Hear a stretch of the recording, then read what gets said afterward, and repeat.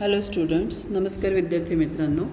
Paper 2 मधल्या second चॅप्टरच्या तिसऱ्या व्हिडिओमध्ये आपण भेटत आहोत मागणी पूर्वानुमान, फोरकास्टिंग डिमांड. आतापर्यंत आपण पाहिलं मागणी म्हणजे काय, मागणीची लवचिकता म्हणजे काय. आता मागणी पूर्वानुमान म्हणजे काय आणि मागणी पूर्वानुमान करण्याची गरज काय आहे. तर आधुनिक व्यवसाय संस्थेमध्ये काय आहे की मागणीपूर्व उत्पादन केले जाते. मी तुम्हाला मागेही सांगितलं आहे की यंत्रयुगाची सुरुवात झाल्यापासून विपणनामध्ये अनेक बदल घडून आले. त्याच्यापैकीच हा एक बदल म्हणजे वस्तूचं खूप मोठ्या प्रमाणावर मशिनरीच्या साह्याने उत्पादन होतं आणि हे उत्पादन झाल्यावर मग ते बाजारपेठेमध्ये विक्री करणे. तर त्याच्यासाठी एवढं मोठं उत्पादन जर तयार होतं तर त्याच्यासाठी साधारण मागणीचा अंदाज आपल्याला आधी घेणं खूप आवश्यक असतं. वस्तूची किती मागणी असेल हे आधीच आपल्याला ठरवून घ्यावं लागतं आणि मग त्याचं उत्पादन करावं लागतं. उत्पादन कोणत्याही वस्तूचं उत्पादन हे बाजारासाठीच म्हणजे ग्राहकांसाठी असल्यामुळे त्याची विक्री किती होईल हे मागणीच्या परिस्थितीवर अवलंबून असते. आता विक्री किती होईल तशी वस्तूची मागणी असते. मागणीवर अनेक आर्थिक व आर्थिकेतर घटकांचा प्रभाव पडत असतो. मर्यादितरित्या उत्पादकही वस्तूच्या मागणीत अपेक्षित फेरबदल घडवून आणू शकतो. हे लक्षात घेऊन आणि मागणीमध्ये अनिश्चितता पण असते हे लक्षात घेऊन उत्पादक जो आहे तो हेतुपुरस्सर मागणी पूर्वानुमानाकडे वळतो आणि मागणी पूर्वानुमान करण्याचा प्रयत्न करतो. एखाद्या व्यवसाय संस्थेने आपल्या एकमेव अथवा बहुविध वस्तूच्या उत्पादनाचे नियोजन करण्यापूर्वी त्याला बाजारातील भावी अपेक्षित परिस्थितीत किती मागणी येईल याचा पद्धतशीर अभ्यास करणे म्हणजे मागणी पूर्वानुमान होय. म्हणजे येत्या काही विशिष्ट काळापर्यंत आपण जी वस्तू उत्पादित करणार आहोत त्याला किती मागणी राहील याचा अंदाज करणे म्हणजे मागणी पूर्वानुमान होय.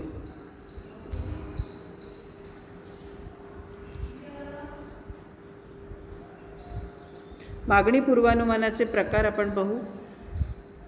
मागणी पूर्वानुमानाचा पहिला प्रकार म्हणजे अल्पकालीन आणि दीर्घकालीन मागणी.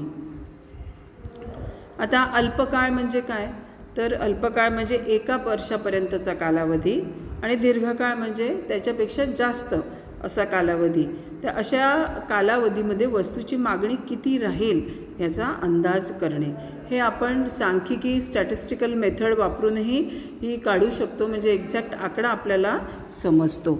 तर अल्पकालीन मागणी पूर्वानुमानाचे हेतू आपण पाहू की अल्पकालीन मागणी आता जसं प्रत्येक वस्तू वेगवेगळ्या पद्धतीच्या असतात आणि कन्झ्युमर प्रॉडक्ट्स जे असतात जे रोजच्या वापरातल्या आपल्या वस्तू असतात त्याची किंमत काही फारशी जास्त नसते आणि त्याच्यात नेहमी अनेक बदल घडून येत असतात. तर साधारणपणे अशा प्रॉडक्टसाठी अल्पकालीन पूर्वानुमान करण्यात येते. तर अल्पकालीन मागणी पूर्वानुमानाचे हेतू काय आहे, का पूर्वानुमान करायचं त्याचं, तर अपुरा पुरवठा होऊ नये. कारण त्याचा लोकांना सतत लागणाऱ्या वस्तू असल्यामुळे त्याचा पुरवठा हा सतत असला पाहिजे. त्या दृष्टीने उत्पादकाने नियोजन केले पाहिजे. वस्तूसाठा नियंत्रण आणि कच्च्या मालाच्या खरेदी करण्याचा खर्च कमी करणे, त्याच्यासाठी सुद्धा आपल्याला मागणी किती राहील हे विचार करणं आवश्यक आहे. सुयोग्य किंमत धोरण आखणे. आपण हे सगळं नियोजन केल्यानंतर आपण वस्तूची किंमत कशी कमी ठेवू हे आपण पूर्वानुमान केल्यामुळे आपल्याला लक्षात येऊ शकतं. विक्रीचे लक्ष ठरवून त्याच्या नियंत्रणाची आणि प्रेरणांची तरतूद करणे.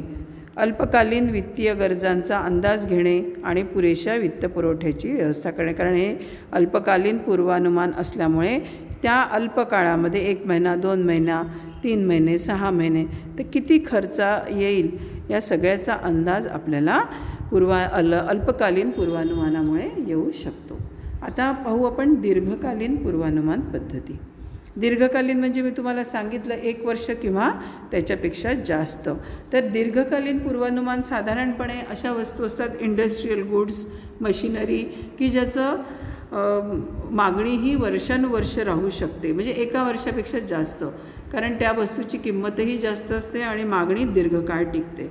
तर दीर्घकालीन मागणी पूर्वानुमानाचे काय हेतू आहे, तर एखादे नवीन संयंत्र उभारणे म्हणजे मशिनरी इन्स्टॉल करणे मोठी, किंवा व्यवसाय विस्ताराचे नियोजन करणे.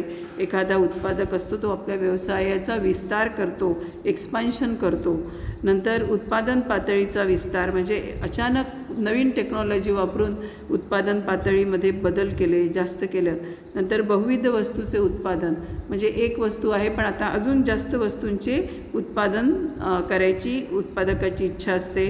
आणि आधुनिकीकरण म्हणजे जसं टेक्नॉलॉजीच्या आधारे आपल्या संस्थेमध्ये किंवा आपल्या फॅक्टरीमध्ये नवीन पद्धतीच्या मशिनरी आणि त्यावरून नवीन नवीन प्रकारच्या वस्तू निर्माण करणे आणि याच्यासाठी पण पूर्वानुमान करणे आवश्यक आहे.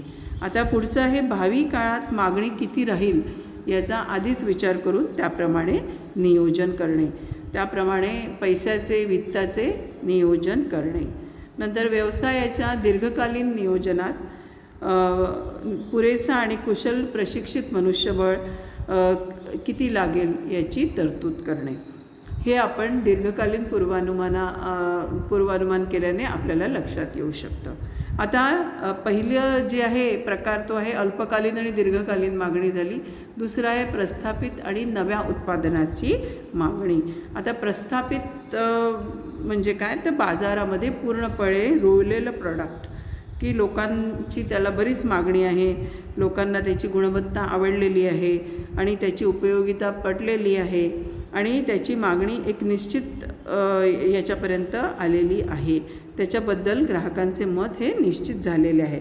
अशा परिस्थितीत आपल्याला त्या वस्तूच्या मागणीचे आराखडे करणे सोपं जातं, कारण ती वस्तू आधीच बाजारपेठेमध्ये एस्टॅब्लिश असते. ती तिची गुणवत्ता असो की ब्रँड नेम असो की काही असो, एखादी वस्तू बाजारामध्ये खूप फेमस असते, खूप सगळ्या लोक त्याचा वापर करीत असतात. तर हे झाली प्रस्थापित वस्तूंची बाजारपेठ. नंतर आहे नवीन उत्पादनाच्या मागणीबाबत मात्र असे अंदाज बांधता येत नाही. एखादे नव्याने उत्पादन करणारा उत्पादक असेल तर त्याला मागणीचा अंदाज येत नाही. तर अशा वेळी नवीन वस्तूसंबंधी ग्राहकाची काय प्रतिक्रिया राहील किंवा बाजारात तशाच प्रकारच्या वस्तू आहे याची पण त्याला कल्पना नसते.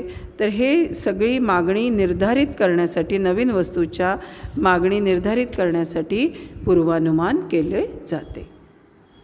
तर विद्यार्थी मित्रांनो, आज आपण मागणीचे प्रकार पाहिले, अल्पकालीन, दीर्घकालीन. पुढच्या व्हिडिओमध्ये आपण मागणीला प्रभावित करणारे घटक पाहणार आहोत. धन्यवाद.